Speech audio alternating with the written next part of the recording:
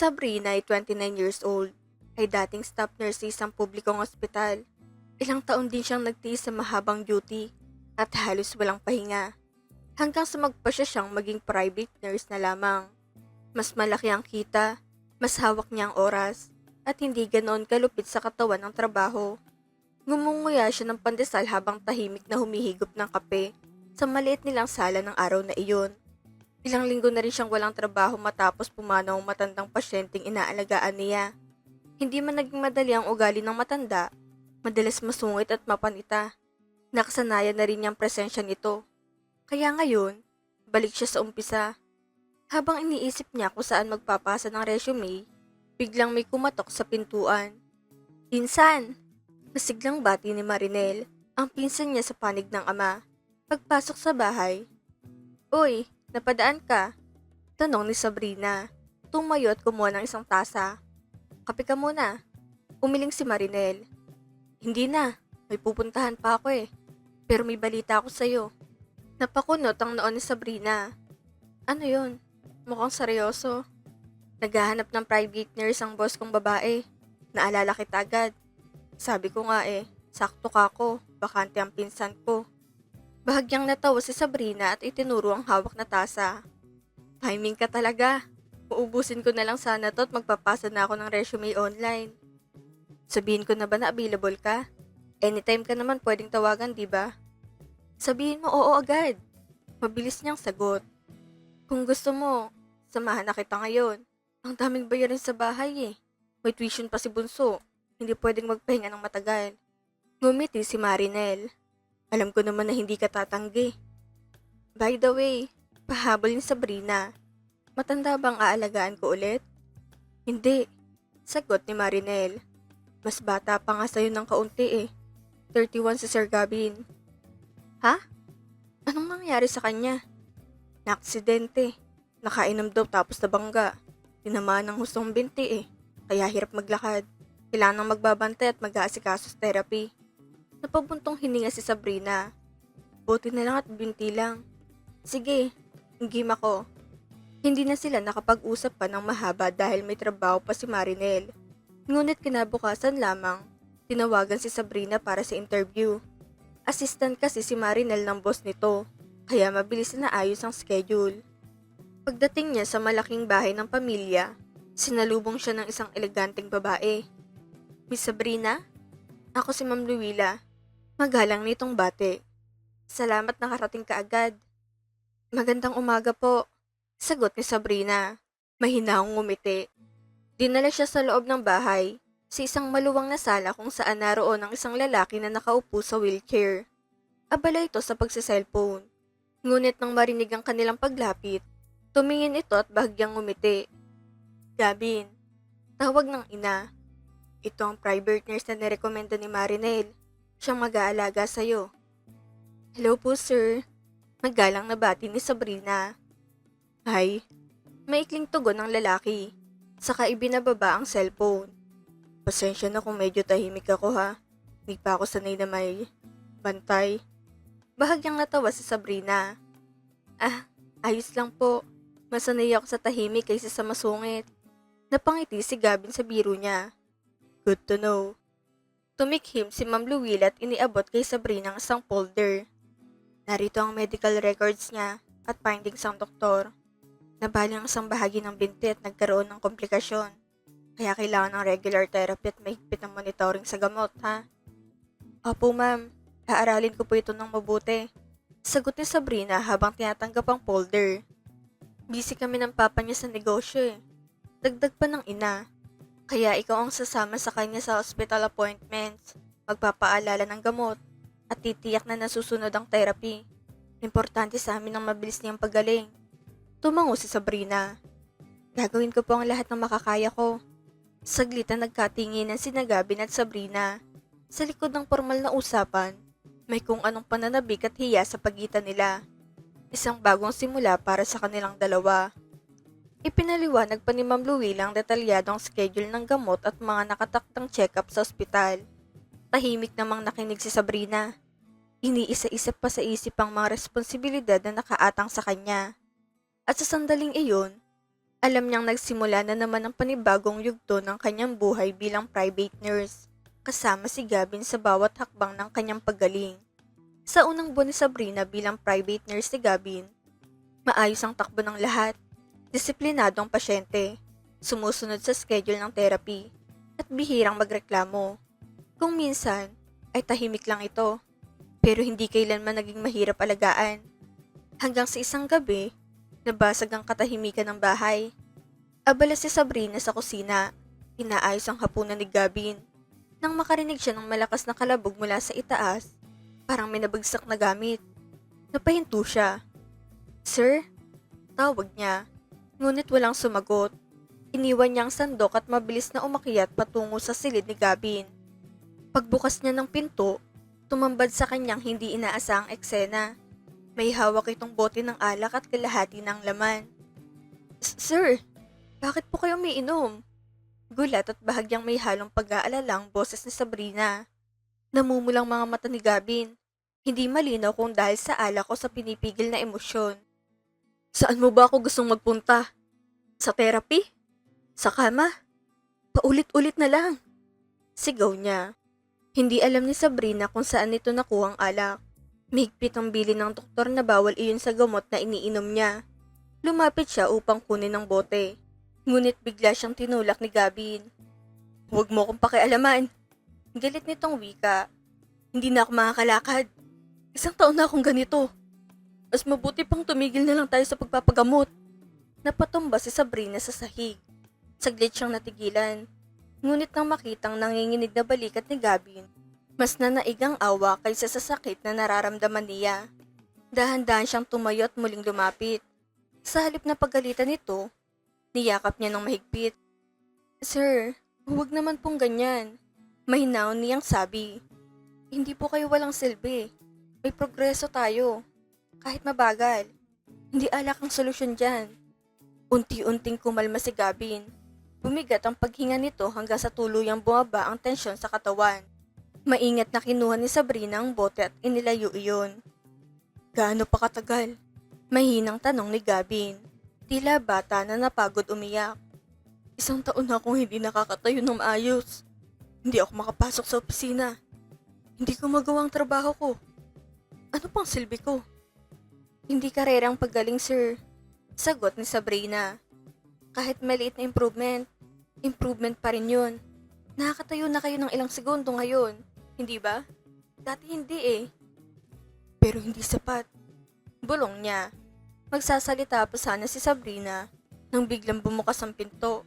Pumasok si Ma'am Luwila. Halatang nabahala sa ingay. "Sabrina, ano to?" Matigas ang tono nito.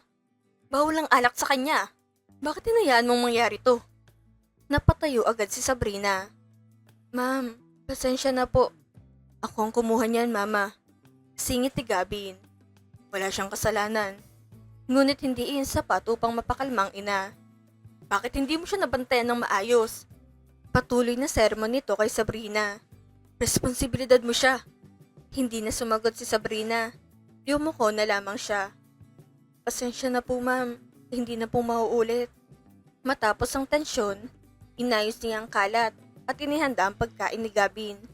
Tahimik silang dalawa habang pinapakain niya ito. "Sorry," mahina nitong sabi. "Napagalitan ka patuloy dahil sa akin." Ngumiti si Sabrina ng bahagya. "Ayos lang po.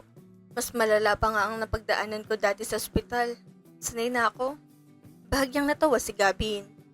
"Ikaw talaga."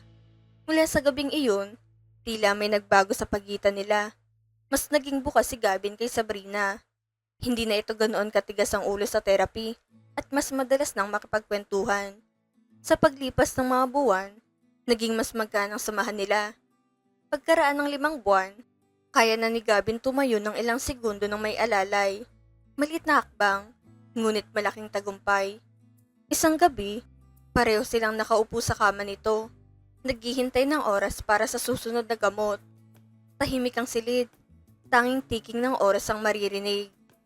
"Alam mo ba kung bakit ako uminom noong gabing yon?" Biglang tanong ni Gavin. Tumingin si Sabrina sa kanya. "Kung gusto niyo pong ikwento, makikinig ako." Napubuntong hininga siya. Break up. Iniwan ako. Sandaling natahimik si Sabrina. Hindi niya inaasahan iyon. Akala ko kasi. Tugtong ni Gabin. Kahit ganito ako, maintindihan niya. Pero napagod daw siya. Hindi raw niya kinaya. Maingat na pinili ni Sabrina ang sasabihin. Hindi po lahat kayang samahan tayo sa pinakamahirap na bahagi ng buhay. Pero hindi ibig sabihin nun, wala na kayong halaga. Tinitigan siya ni Gabin. Mas malalim kaysa dati. Salamat, Sabrina. At habang magkatabi silang nakaupo, naghihintay ng oras ng gamot. May tahimik na pag-unawa na namuo sa pagitan nila. Isang koneksyong hindi nila inaasahan, ngunit unti-unting lumalalim. Sa paglipas ng mga buwan, hindi na namalayan ni Sabrina at Gabby na paunti-unting nag-iba ang turingan nila sa isa't isa. Nagsimula iyon sa simpleng kwentuhan tuwing gabi, sa mga biruan habang nagte-therapy, hanggang sa mas madalas na ang titigan kaysa sa usapan. Isang gabi, silang dalawa lang sa silid. Tahimik ang buong bahay. Katatapos lang ng session niya sa pag-ehersisyo at nakaupo siya sa gilid ng kama habang inaayos si Sabrina ang unan sa likod nito. Salamat, sabi ni Gabin, nakangiti.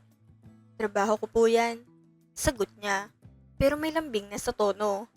Hindi niya namalayan kung kailan lumapit ang kamay ni Gabin at marahang hinawakan ang kamay niya. Napatingin si Sabrina sa kanya. Sandaling nagtagpo ang mga mata nila. Parang may kung anong huminto sa paligid. Walang orasan, walang ingay. Tanging sila lang. Bakit ganyan ka makatingin? Pabirong tanong ni Sabrina. Pilit binabali ang tensyon. Hindi ko rin alam. Mahina niyang sagot. Parang ayokong alisin ang tingin ko.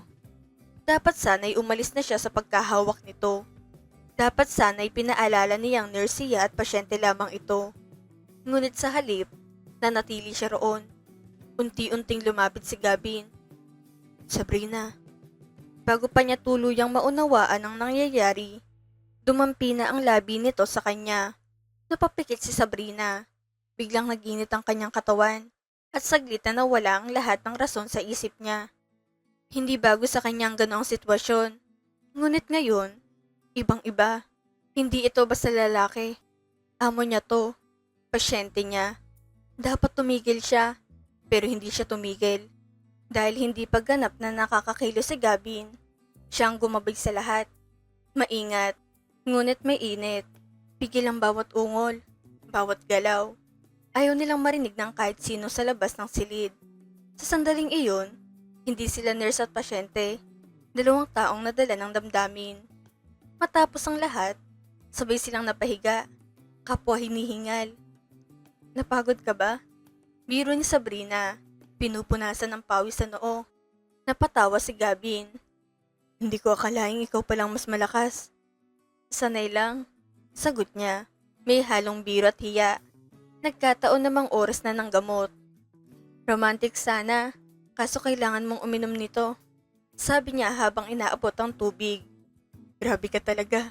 Natatawang sagot ni Gabin bago sumunod. Mula noon, naging mas malambing si Gabin kay Sabrina.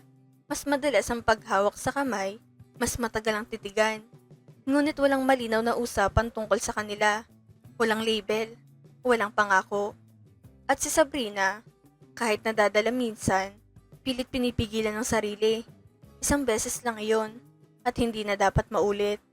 Lumipas pang ilang buwan, sa wakas, nakakatayo na si Gabby ng walang alalay. Tungkod na lamang kailangan niya sa paglalakad. Isang hapon, habang pinapanood niya itong maglakad sa loob ng silid, may kakaibang lungkot na sumiksik sa dibdib niya. Konti na lang, mahina niyang sabi. Aalis na ako. Napalingon si Gabin. Ha? Bakit? May sakit ka ba? Mamatay ka na? Biro nito. Hinampas niya ito sa braso. Grabe ka? Siyempre hindi. Magaling ka na. Ano pang gagawin ko rito? Tumawa si Gabin. After 1 year, makakablik na rin ako sa office. Pakiramdam ko nga parang nakalimutan ko na lahat. Baka bobo na ako. Hindi ka bobo. Sagot niya agad. Kailangan mo lang ulit masanay. Sa kabila ng mga biro, Alam nilang pareho na malapit na ang pagtatapos ng kontrata ni Sabrina. Isang gabi, habang inaayos niyang mga gamot sa mesa, naramdaman niyang marahang haplos sa kanyang braso. Paglingon niya, naroon si Gavin. Mas malakas pa kaysa sa dati. Sabi ko sa'yo, hintayin mo lang ako. Sabi niya, may kahalong lambing. Lumapit ito, tila balak siyang halikan muli. Ngunit mabilis na umiwas si Sabrina. Gavin, seryoso na ang boses niya ngayon. 1 year lang kontrata ko. Next month aalis na ako.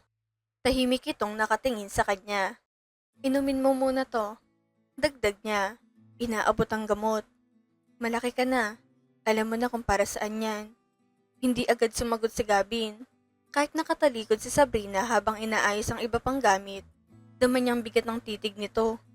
Maya-maya, mahina itong nagsalita. Naintindihan ko. Ngunit sa tono nito, alam niyang hindi ganoon kasimple iyon. Sa lahat ng pasyenteng iniwan ni Sabrina, lagi siyang naging profesional. Walang personalan, walang attachment. Pero kay Gavin, iba.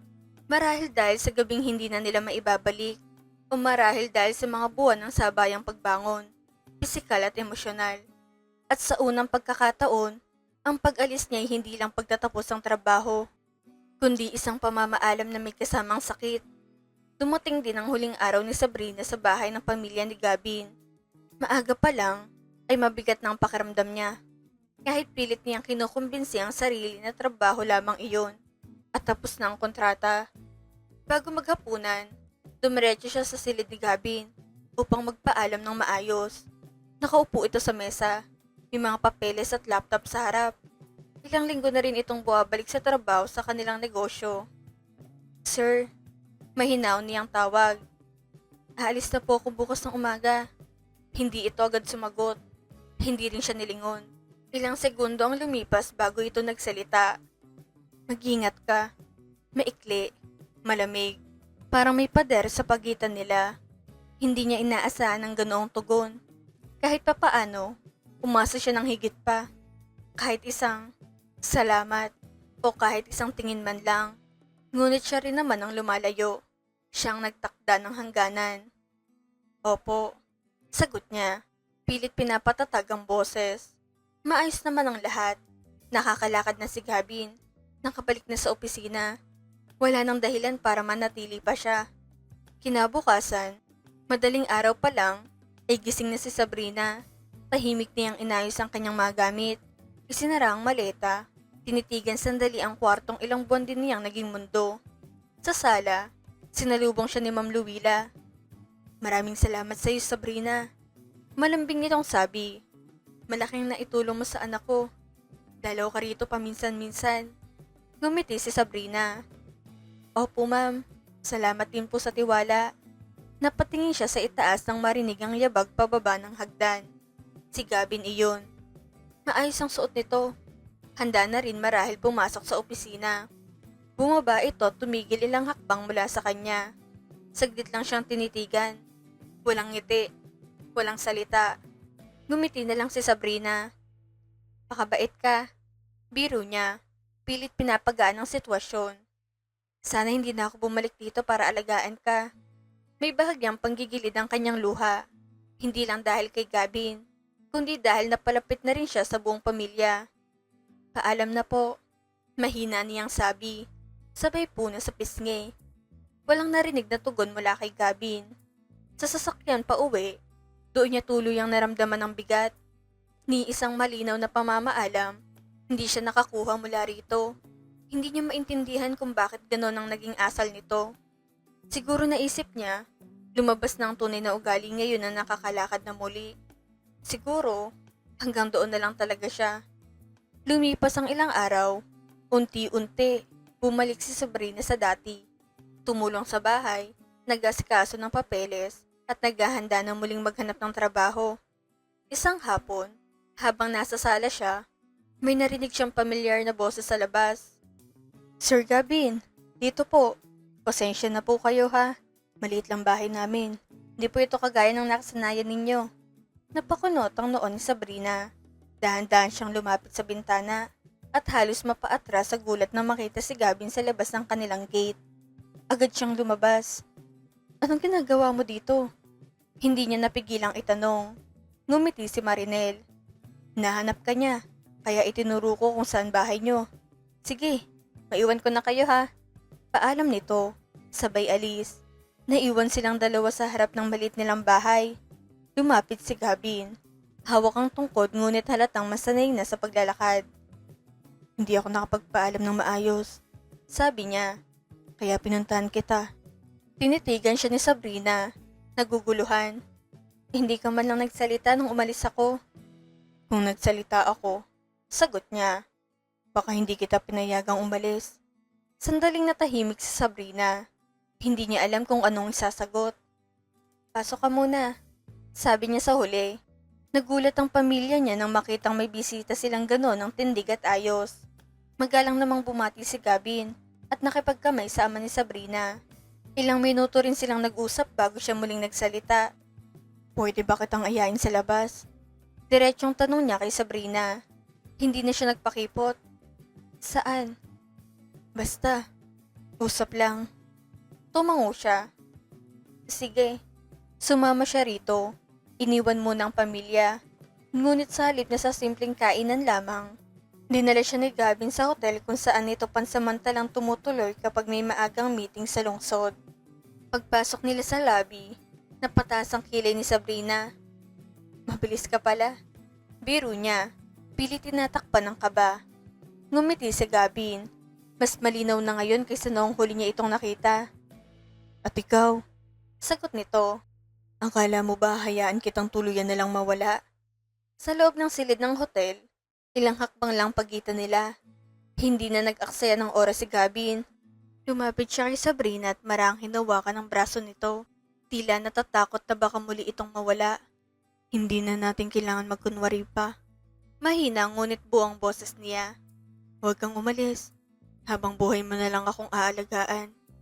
Hindi pa nakakapagsalita si Sabrina nang muli siyang hilahin nito palapit at halikan. Sa pagkakataong iyon, wala nang pag-iwas. Hindi na niya pinigilan ang sarili. Tinanggap niya ang halik. Ang init. Ang damdaming matagal na nilang iniiwasan. Unti-unti, nauwi sila sa kama. Kung noong una ay siyang gumagabay dahil mahina pa si Gavin, ngayon ay iba na ang sitwasyon. Mas malakas na ito. Mas buwang tindig. At siya naman ang hinila nito pababa. Ngayon, siyang nasa ilalim. At hinayaan niyang si Gavin ang manguna. Sigurado ka? Bulong ni Gavin sa pagitan ng mga halik.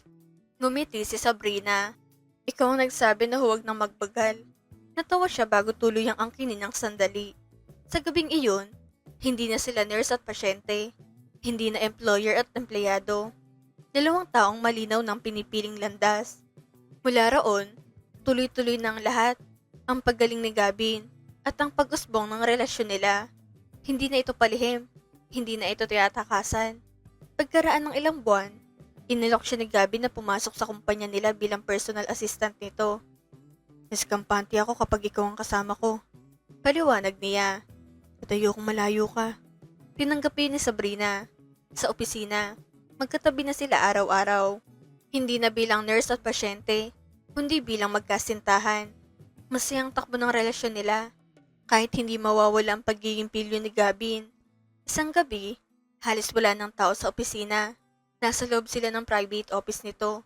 Bigla siyang hinila ni Gavin palapit at marang pinahiga sa ibabaw ng mesa. Gavin! Pilit ni Sabrina. Napatingin sa pinto. Baka may makakita sa atin. Ngumiti ito nang may kalokohan sa mata. Hayaan mo sila. Grabe ka. Bulong niya. Kunwaring pumipiglas ngunit hindi naman talaga lumalayo. Pakipot ka lang eh. Sagot nito. Napailing siya pero natawa rin.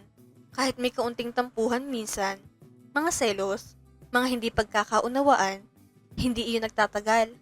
Lagi silang nag-uusap. Lagi nilang inaayos. Alam ni Sabrina na swerte siya kay Gavin. Hindi lang dahil sa itsura nito o sa estado ng buhay, kundi dahil sa paraan nito siyang piliin araw-araw.